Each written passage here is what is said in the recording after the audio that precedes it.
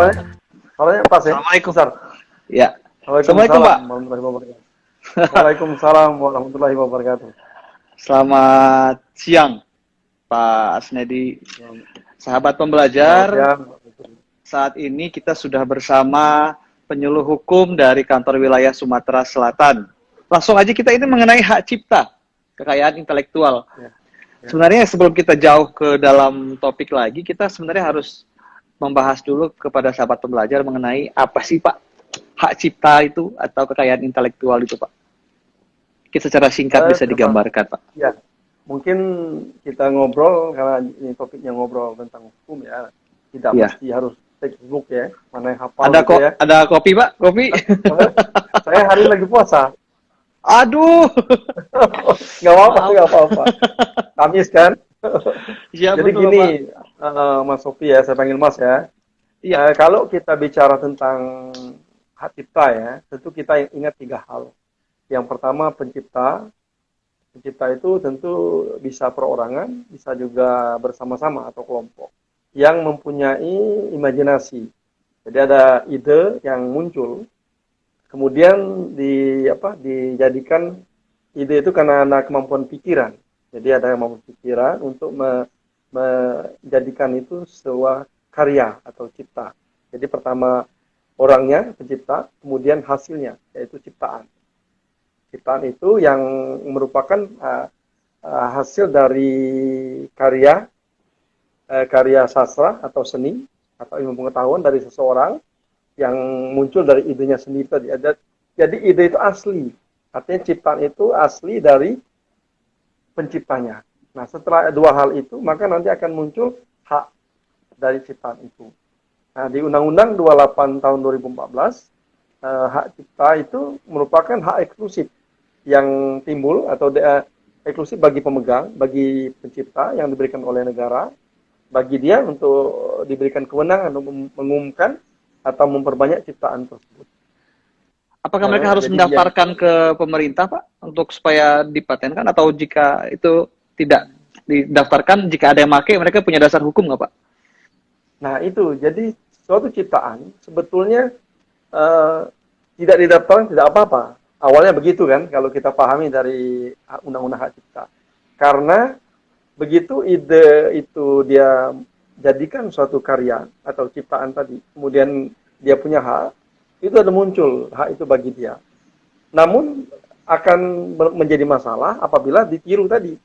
Begitu ada orang meniru, atau kata Mas Sofi tadi ada plagiat ya. Nah, itu akan muncul pembuktian. Apakah itu punya kita atau punya orang lain. Nah, itu makanya kita anjurkan bagi pencipta itu mendaftarkan karyanya ke Kemenkumham. Menteri kita, Pak Yasona Lawli, pernah mengingatkan kepala daerah untuk mendata tentang hak cipta ataupun karya-karya komunal ini. Jadi pada saat itu yang saya ingat 2005 ya, Wali Kota Palembang sudah mendata. Ada sekitar 91 motif dan songket dan batik. Itu motif yang songket banyak ya, dikatakan milik Palembang. Tapi yang disetujui ataupun didata oleh Dijen KI hanya 22. Penyebabnya apa tuh, Pak? Yang lainnya kenapa? Yang lainnya kira-kira kenapa? Yang lain belum bisa karena kan syarat administrasi harus juga dipenuhi. Jadi gambar-gambar aslinya, kemudian semua yang terkategori folklore atau komunal itu milik negara. Dalam hal ini pemerintah daerah.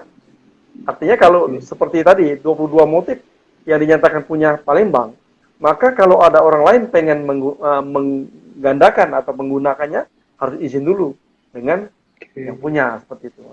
Tapi Pak, sebenarnya kita juga yang harus digalakkan di masyarakat kita sebenarnya tidak hanya tentang cara mencintai budaya kita sendiri, tapi bagaimana cara menghargai karya orang dan karya intelektual orang gitu kan. Jadi kita banyak sekali usaha-usaha yang menengah atau yang menengah ke bawah atau menengah ke atas yang meniru produk dari orang lain. Sejauh mana sih Pak ketegasan negara atau internasional mengenai kekayaan intelektual ini? Karena kan kita tahu sendiri ada negara tetangga yang terkenal dengan memproduksi duplikat KW. Ya, Ya, misalnya ya, mereknya Toshiba jadi Toshibi gitu Pak, ganti satu huruf. Adidas jadi Adidus, tapi itu sampai nyebrang ke negara tetangga, sampai ke Afrika, ke hmm, Asia. Itu laris berarti ya. Jadi kita komit dulu. Kalau dari segi perlindungan regulasi yang dibuat oleh negara kita udah lengkap sebetulnya kalau kita baca Undang-Undang 24 tahun 2014, 28 2014 ya. Sudah lengkap sebetulnya. Dari sanksinya udah jelas di situ. Saya juga tulis di buku saya berapa sanksi pidana, berapa ganti rugi sudah jelas. Nah, tinggal kita komitmen. Saya berteman juga dengan teman-teman di PPNS ya, ya. PPNS. Uh, jadi kalau sering razia gitu, gabungan sama polisi, kita komitmen dulu. Jadi kita tanamkan, kami juga sebagai penyuluh juga menyampaikan itu bahwa jangan dibiasakan menjiplak atau membeli barang bajakan gitu ya. Itu hal-hal yang positif seperti itu. Jadi kalau Iya, Pak. kalau kalau misalkan lagunya diputar, dapat keuntungan, sudah diatur kan, ada asosiasi karya cipta orang pencipta lagu kan ada itu. Dulu yang saya Iya. ingat udah lama, saya nggak tahu mungkin udah ganti ya. Dulu saya pernah ketemu Chandra Darusman ya. Beliau ngelola itu royalti. Sekarang nggak tahu siapa ketuanya. Itu yang dikelola oleh asosiasi itu, ngelola Tapi itu. sayangnya Pak, itu pemilik usaha karaoke itu sebenarnya adalah seniman juga Pak, yang harusnya paham. Nah itu. Nah ini yang sekarang jadi dilema juga kita mau bicara. Mulai dari mana? Tadi kan Mas tanya. Mulai Iya. dari kita sendiri sebetulnya. Baik kita yang sebagai pendengar saja, mungkin kalau kalau kita perhatikan ya, kalau kita di pengusaha-pengusaha juga ada keuntungan besar. Kenapa? Dengan sekian persen nggak bisa dibayarkan. Karena Iya. diputar juga itu setiap orang pengunjung datang mendengarkan itu kan lagu itu. Iya. Saya tidak tahu Sebenarnya paham kita, perhitungannya ya. iya, pasti. Tapi tetap ada harusnya pemberian Ada. apresiasi. Kita mengharapkan seperti itu ketertiban karena memang bagaimana kita harus meminta hargai punya kita kalau kita tidak juga menghargai milik orang lain tentang Iya. hak kita. Kemudian, tapi ini mungkin agak terlalu menyerempet ke arah yang lain. Misalnya sebuah lagu daerah itu diciptakan oleh seseorang dan diklaim sebagai komunal, tapi keluarga dari yang pencipta itu masih hidup. Nah, itu apakah haknya semua meluncur ke negara atau ada sebagian yang diberikan kepada keluarga atau bagaimana, Pak? Misalnya pencipta lagu eh, ya Ampar-Ampar Pisang atau lagu-lagu daerah lainnya yang mana sudah jelas ini penciptanya, keluarganya ini. Tapi lagu-lagu itu kalau saya perhatikan kalau muncul di televisi ya, di media-media itu ciptanya NN, no name. Kan berarti Hmm, kan punya daerah itu ya. Nggak ada kan betul. kalau sudah muncul namanya berarti ya yang punya Berarti yang otomatis punya ya, kalau Pak ya. yang punya artinya kan kalau Berarti kita berarti yang komunal ini sebenarnya buat kebudayaan atau hal-hal yang tidak jelas siapa yang menciptakan, Pak. termasuk itu salah satunya belum Oke. diketahui siapa penciptanya. Yang pasti termasuk komunal ataupun kita tarik dengan tulisan saya folklore itu cerita-cerita yang sudah lama, puisi-puisi sudah lama yang milik bersama, ya. Kemudian hasil seni mungkin dapat berupa lukisan, gambar-gambar atau ukir-ukiran, baik jenis-jenis kerajinan tangan itu sudah turun temurun. Nah, itu yang tergolong komunal, folklore tadi. Dimiliki Iya. bersama. Artinya kan begini, kalau itu dinyatakan punya saya, maka orang klaim itu punya kita udah lama. Nah, seperti itu kan. Kecuali kalau Iya. tadi Mas Tuti, kalau kita misalkan membuat reproduksi replika yang bentuk inspirasi dari aslinya seperti itu, kita bikin mau Jelaskan. Sesuai peraturan, apa Pak ya. namanya? Ya, disesuaikan. Kita izin dulu ya, kita izin dulu. Kemudian kita bikin kreasi baru. Itu bisa.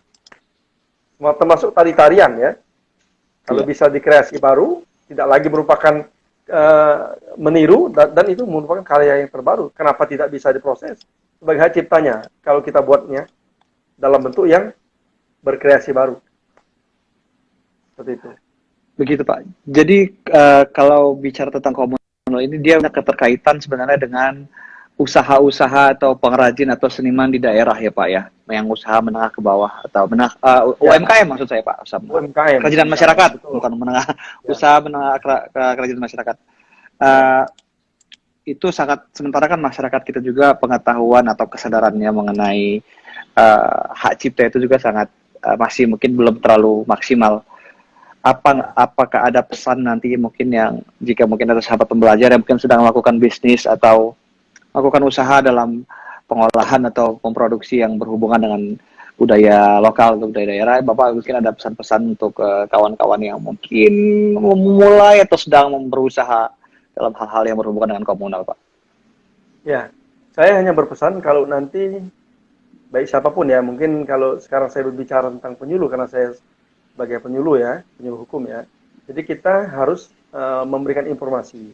Misalkan kita, kalau misalkan yang saya lakukan selama ini, misalnya kita beli suatu motif ya, atau kain-kain Palembang, toko-toko, atau belanja dimanapun ya, kita harus juga bagaimana caranya kita berbicara dengan orang itu, pengusaha UMKM itu, supaya dia mengetahui apakah ini sudah terdaftar atau tidak. Seperti saya menulis buku kan, saya juga berkeinginan ikut berkontribusi dengan Kota Palembang. Saya bikin buku. Saya berkeinginan agar motif-motif songket itu nggak hilang. Maka di buku saya ada ini mas promosi buku saya bawa mas. Ini tadi saya mau tanya Pak. Izin sebelum saya lupa, ini buku soft copy-nya bisa kita bagikan nggak Pak? Soft copy menjadi e-book. Tapi saya pesan itu tentu banyak kekurangan. Jadi kalau nanti ditemukan kekurangan, saya mohon kritiknya. Namanya kan penulisan.